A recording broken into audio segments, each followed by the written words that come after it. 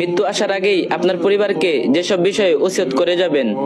1. আমার মৃত্যুর সংবাদ শুনলে ইন্না লিল্লাহি ওয়া ইন্না ইলাইহি রাজিউন পড়বেন। 2. আমার মৃত্যুকে অকাল মৃত্যু বলবেন না, কারণ আমি আমার নির্ধারিত রিজিক ভোগ করে ফেলেছি।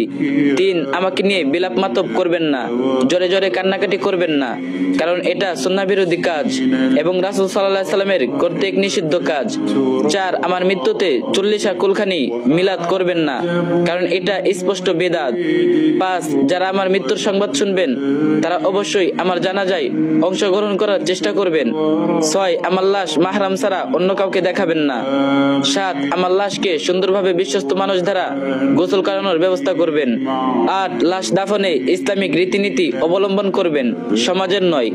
9. আমাকে কবরস্থ করার পর কিছুক্ষণ সেখানেই থাকবেন আর পড়বেন আল্লাহুম্মা সাব্বিতহু আল্লাহুম্মা সাব্বিতহু। আমার কবরের আযাব লাঘবের জন্য এবং মুনকার নাকিরের প্রশ্নের উত্তর যেন দিতে পারি সেই দোয়া করবেন আল্লাহুম্মা সাব্বিতহু আলাল ঈমান। 10. আমার হয়ে দান সদকা করবেন।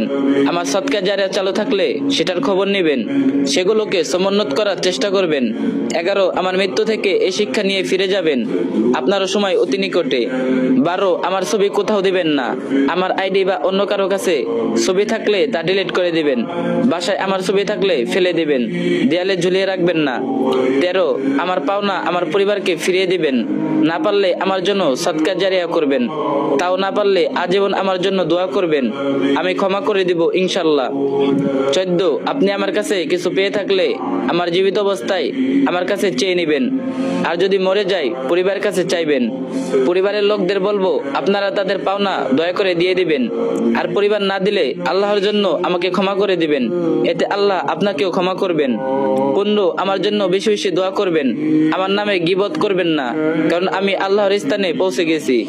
আল্লাহর কাছে আকুলতা, আল্লাহ যেন আমাদের ইমানের সহিত কালিমা উচ্চারণের মাধ্যমে শহীদে মৃত্যু দান করেন, আমিন।